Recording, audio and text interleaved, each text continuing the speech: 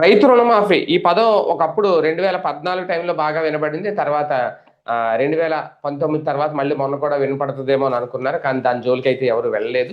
ఇప్పుడు మళ్ళీ తాజాగా ఒక నిర్ణయం తీసుకుంది రాష్ట్ర ప్రభుత్వం. అయితే అమరావతిలో ఇప్పుడు భూ సమీకరణ రెండో విడత ఏదైతే ఉందో దానికి సంబంధించి భూములు ఇచ్చే వాళ్ళ కోసం ఇప్పుడు రైతు రుణమాఫీ చేయబోతున్నారు అనేది ఒక ప్రకటన చేశారు. అది కూడా రూ. 1,50,000 అంటే గరిష్టంగా అన్నారు. మరి దాని విధి విధానాలు ఇంకా ఏమన్నా వస్తాయా, లేదంటే 1,50,000 వరకు రుణమాఫీ చేస్తారా, ఏంటి అనేది ఒకటి. కానీ రుణమాఫీ అయితే చేయబోతున్నారు. దానివల్ల ఇక్కడ కీలకమైన అంశం ఇప్పటికే రెండో విడత భూ సమీకరణలో భూములు ఇవ్వడానికి చాలా మంది ముందుకు రావట్లేదు అనేది. ఆ భూములు ఇస్తే గానీ వీళ్ళు అనుకున్న అంతర్జాతీయ ఇంటర్నేషనల్ ఎయిర్పోర్ట్ కానీ, లేదంటే వాళ్ళు అన్నట్టు స్టేడియం కానీ, లేదంటే రైల్వే స్టేషన్, ఇవన్నీ పెద్ద పెద్దవన్నీ రావాలంటే ఈ భూములు చాలా కీలకం. దాదాపు 50,000 ఎకరాల భూ సమీకరణకు నిర్ణయం తీసుకున్న నేపథ్యంలో ఒక రకంగా ఇది రైతులకు శుభవార్త, ఒక బంపర్ ఆఫర్ ప్రకటించిందా? ఎందుకు ఈ నిర్ణయం తీసుకోవాల్సి వచ్చింది? ఒకప్పుడు సాధ్యం కానిది ఇదే ప్రభుత్వం 2014 రుణమాఫీ అని చెప్పి అధికారంలోకి వచ్చి చేయలేకపోయారు, అట్టర్ ఫ్లాప్ అయ్యారు. లేదు ఇక్కడ ఈ ప్రాంతం వరకే కాబట్టి ఇందులో కూడా ఏదో రూల్ పెట్టారు, 2026 జనవరిలో తీసుకున్న వాళ్ళకి అని ఈజీగా చేసేయచ్చా? ఇదే అంశం మీద చర్చించే ప్రయత్నం చేద్దాం. సార్, రుణమాఫీ అనేది ఒక రకంగా టీడీపీకి వర్కౌట్ కాదేమో, ఇంక వదిలేశారు దాన్ని అనుకున్నారు. ఓకే, ఇది రాష్ట్రం అంతా కాదనుకోండి, కానీ ఈ నిర్ణయం తీసుకోవడం వెనక కారణం ఏంటి? ఎంతవరకు సక్సెస్ అవుతుంది? అంటే ఇంత ముందు కూడా ఈ విషయంలో సక్సెస్ అయ్యారు. టోటల్ రుణమాఫీకి సంబంధించి ప్రాబ్లం వచ్చింది, కానీ అమరావతిలో లాస్ట్ ట్రిప్ కూడా ఈ భూములు 29,000 ఎకరాలు తీసుకున్నటువంటిది ఉంది కదా, 29,000 మంది నుంచి 32,000 ఎకరాలు వాళ్ళకు కూడా రుణమాఫీ చేశారు. అయితే అంత వీళ్ళు చెప్పినంతటి అప్పు వాళ్ళ దగ్గర ఉండదు. వీళ్ళు కట్ ఆఫ్ ఇప్పుడు మనం చంద్రబాబు గారు వస్తారు రేపు పొద్దున మన భూమి తీసుకుంటారని ఏమి అప్పులు కట్టకుండా ఉన్నాం కదా. ఒక రైతు సాధారణంగా ఇప్పుడు ఈ సీజన్ లో అప్పు తీసుకున్నాడు, నెక్స్ట్ సీజన్ కట్టేయాలి కదా. కట్టకపోతే బ్యాంక్ ఏం చేస్తుంది? సహకార బ్యాంకులు అనుకోండి తెలివిగా అది కట్టేసినట్టు రాసుకుని మళ్ళీ కొత్త అప్పు ఇచ్చినట్టు రాస్తాయి. మీకు ఐడియా ఉంది కదా. పల్లెల్లో ఏం చేస్తారు, కోఆపరేటివ్ బ్యాంకులో మనం 1,00,000 జమ చేసేసుకున్నట్టు చూపెట్టేసేసి మళ్ళీ కొత్త అప్పు ఇచ్చినట్టు రాస్తారు. ఎందుకంటే అక్కడ లేకపోతే వాళ్ళకి రికవరీ కింద బ్యాంకులు ఇబ్బంది పడతాయి. కాబట్టి అట్లాగా తిరగ రాసుకోవడం జరుగుతుంటది. అలా క్లియర్ చేసినట్టు మళ్ళీ అప్పు తీసుకున్నట్టు, సేమ్ వడ్డీ కట్టలేకపోతే ఆ వడ్డీని కూడా కలిపి అదనంగా అప్పు పెట్టినట్టు రాస్తారు. అక్కడ డాక్యుమెంట్ ఎట్లాగో పొలం కాగితాలన్నీ వాళ్ళ దగ్గరే ఉంటాయి కాబట్టి ప్రాబ్లం లేదు. కోఆపరేటివ్ సెక్టర్ లో అదే జరుగుతుంది. ఇక మిగతా బ్యాంకుల్లో అంటారా, ఇవ్వకపోతే గనక జప్తు చేస్తారు వాళ్ళు. వాళ్ళేం ఊరుకోరు కదా. కాబట్టి ఎప్పటికప్పుడు కట్టేస్తుంటాం మనం. ఇప్పుడు ఇందులో చేస్తున్నది ఏంటి అంటే పెద్ద అప్పులు ఉన్నోళ్ళకి ఉపయోగం ఉంటుంది. 1,50,000 అట్లా కట్టని వాళ్ళకి, అంటే పిల్లల చదువులకి, పెళ్ళిళ్ళకి, పర్సనల్ అవసరాలకు కూడా మనం వ్యవసాయం చేసినా చెయ్యకపోయినా మన భూమిని పెట్టుబడిగా పెడితే 7.5% వడ్డీకి వ్యవసాయ రుణం వస్తుంది. తక్కువ వడ్డీకి వస్తుంది వ్యవసాయ రుణం అయితే. అదే పర్సనల్ లోన్ అయితే మీకు 15 నుంచి 19% పడుతుంది లోన్ ఇంట్రెస్ట్. కాబట్టి రైతులు భూమి ఉన్న ప్రతి ఒక్కళ్ళు కూడా భూమిని పెట్టుబడిగా పెట్టి లోన్స్ తీసుకుంటారు. అది ఫార్మర్ అంటే రైతే అని కాదు. ఇప్పుడు భూముల్ని చాలా మంది ఏం చేస్తారు, లీజులకి ఇచ్చేస్తారు, కౌలుకి ఇచ్చేస్తారు. కౌలుకి ఇచ్చేసి కౌలుదారికి కాగితాలు ఏమి ఇవ్వరు కదా. కౌలుదారు అతను ఎక్కడో ప్రైవేట్ అప్పు తెచ్చుకుంటాడు బయట నుంచి. ఈ భూమిని తాకట్టు పెట్టి వీళ్ళు అప్పు తీసుకుంటారు పర్సనల్ ఖర్చు తీర్చుకోవడానికి. ఇది సహజ సిద్ధంగా జరిగేటటువంటి పరిణామం బేసిక్ గా. అందులో భాగంగా ఇక్కడ తీసుకున్న అప్పులు ఏవో ఉంటాయి. వాళ్ళు ఇప్పుడు ఆ తాకట్టు పెట్టుండగా ఆ భూమి ఇచ్చేస్తే ప్రభుత్వం లిటిగేషన్ పడుతుంది.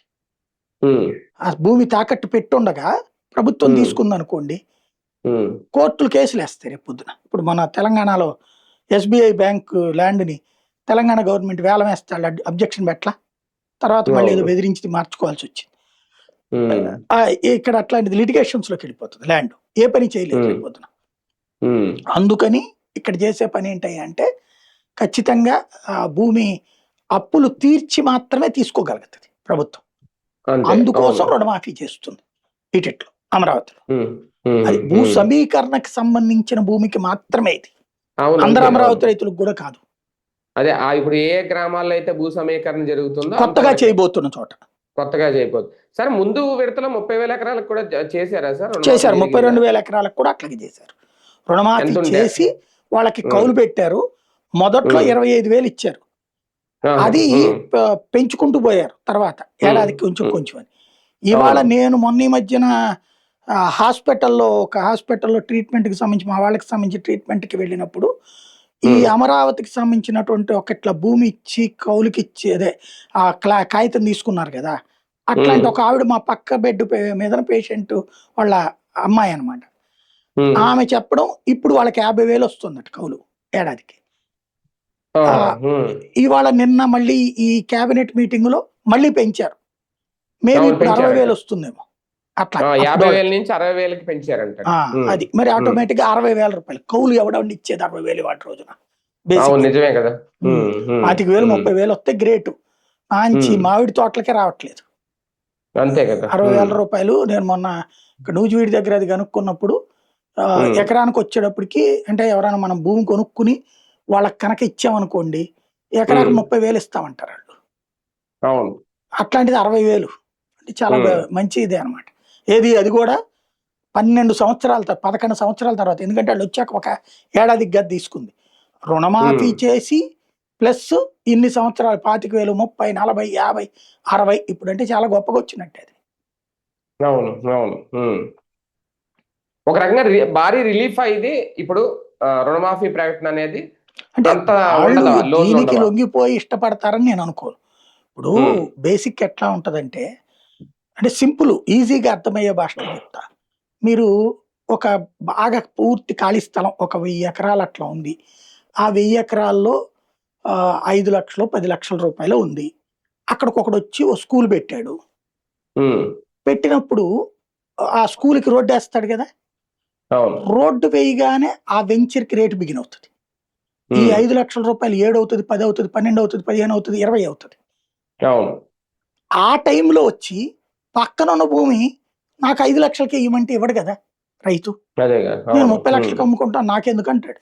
లేదా వాడు ₹1 కోటి అయింది నాకెందుకు అంటాడు. లేదు నువ్వు నాకు భూమి ఇచ్చే నీకు లీజ్ ఇస్తాను అంటే ఎందుకయ్యా నీకు భూమి ఇచ్చి నీ వెనకాల నేను ఎందుకు తిరగడం అంటాడు. ఇప్పుడు అక్కడ సమస్య ఏంటంటే ప్రభుత్వం భూసేకరణ చేసే ధైర్యం చేయట్లేదు. ఎందుకని? ప్రభుత్వం భూసేకరణ చేస్తే మార్కెట్ రేట్కి అంటది. మార్కెట్ రేటుకి 3 times ఇవ్వాలి భూసేకరణ ప్రకారం. అక్కడ వీళ్ళు ఏం చూపెడతారు, రిజిస్ట్రేషన్ వాల్యూ 20 లక్షలే చూపెడతారు. 20 లక్షలకి 3 times అంటే 60 లక్షలే అంతే. కానీ అక్కడ రేట్ ఎంత ఉందని చెప్పారు వీళ్ళే. ఇంకెవడికి అక్కర్లా. కేంద్ర ప్రభుత్వానికి ఎంత ఇచ్చారు? 4 కోట్లు. ఎకరం 4 కోట్లు. మన చట్టం ప్రకారం ఏం చెప్తుంది, ఒరిజినల్ మార్కెట్ వాల్యూ అంటే రిజిస్ట్రేషన్ వాల్యూ కాదు, as per norms market value ఎలా ఫైండ్ అవుట్ చేస్తారంటే highest registered value or government registration value. Highest registration value అక్కడ కనీసం 1 కోటిన్నరకు కొంతమంది కొన్నట్టున్నారు భూములు ఆ ఏరియా. కొన్నారు కదా మొదట్లో, కొని వీళ్ళకి అమ్మారు కదా, వీళ్ళకి ఇచ్చారు కదా గవర్నమెంట్ కి.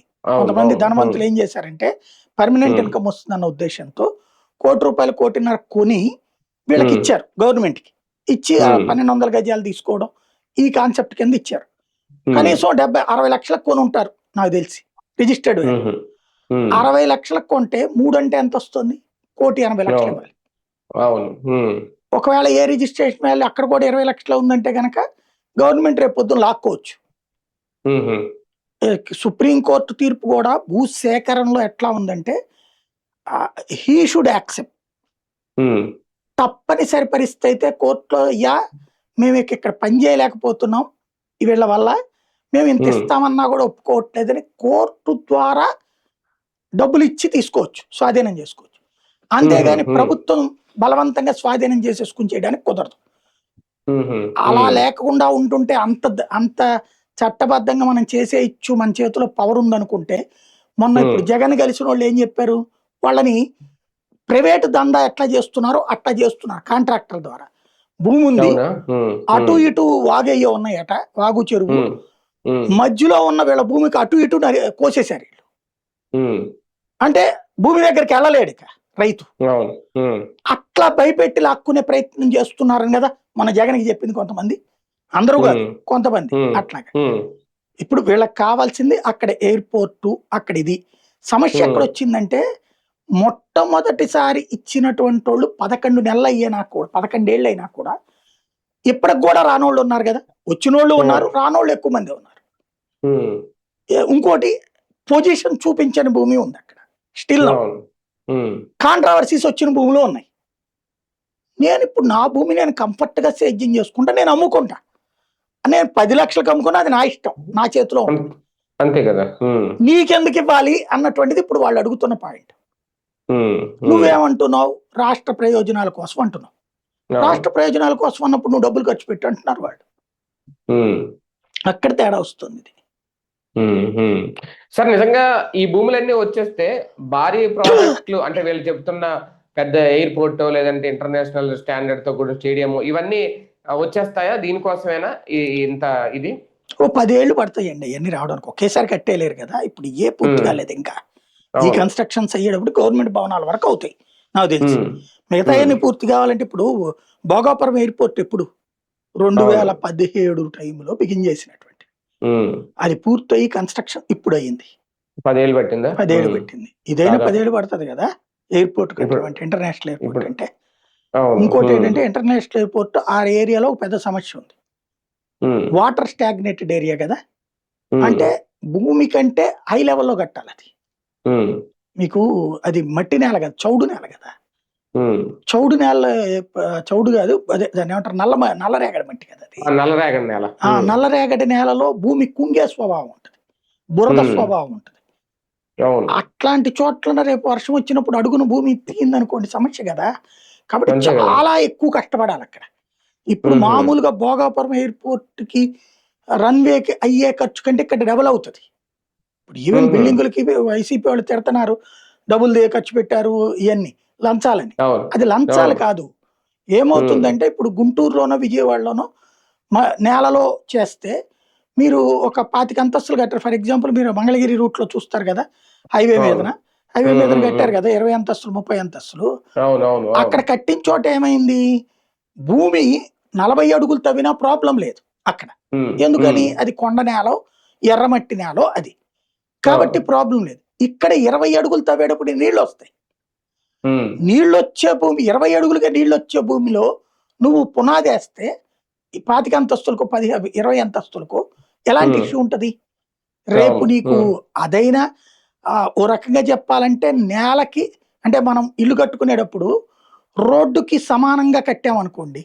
ఇప్పుడు ఫర్ ఎగ్జాంపుల్ మాది ఇదివరకు ఇల్లు నేను ఇల్లు కొనే టైంకి మా ఉడా కాలనీలో 4 అడుగులు ఎత్తుంది మాది. అంటే 4 మెట్లు కిందకి దిగాల్సింది ఉంది, బండి కూడా ఇట్లా కిందకి దింపుకోవాల్సి ఉంది. తర్వాత తార్ రోడ్డు వేశారు బాబు గారు ఉన్న టైంలో. ఈ తార్ రోడ్డు టైం నా ఇంటితో సమానంగా వచ్చింది.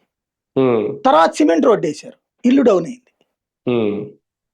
రేపు వీళ్ళు ఆ మిగతా వాళ్ళు ఏం చేశారు, పైకి కట్టుకున్నారు. నేనంటే కొనుక్కున్నాను కాబట్టి నేను కట్టించుకోలేదు కదా, అది సమస్య ఉంటది. ఇప్పుడు ఆ మిగతా వాళ్ళకి ప్రాబ్లం తక్కువ ఉంటది, నాకు ప్రాబ్లం ఎక్కువ ఉంటది. రేపు ఇక్కడ కూడా ఏం చెయ్యాలి, నేల కంటే 4 అడుగులు ఎత్తును కట్టాలి. నేల కంటే 4 అడుగులు ఎత్తున అంటే ఏ బిల్డింగ్ అయినా మీరు ఇప్పుడు హైదరాబాద్ లో మునిగే ఇల్లు ఏంటి, రోడ్డుకి ఆనుకుంటుంది. లేకపోతే సెల్లార్లో నీళ్లు ఎక్కడికి పోతాయి, రోడ్డుకి సమానంగా ఉన్న చోట లేదా రోడ్డు కంటే డౌన్ ఉన్న చోట. ఇప్పుడు రేపు స్టేడియం ఎయిర్పోర్ట్ లోకి నీళ్లు పోవాలనుకుంటారా? పోకూడదు కదా. దానికి ఒకటి వీళ్ళు కట్టే కాలువలు, వీళ్ళు కట్టే రిజర్వాయర్స్ గుడ్, దాంట్లో కాకుండా కొత్తగా వచ్చే సమస్య ఏంటి, ఇవి పైకి కట్టాలి ఎయిర్పోర్ట్ అయినా ఇది. అప్పుడు ఆ ఎత్తు మట్టి లేపాలి.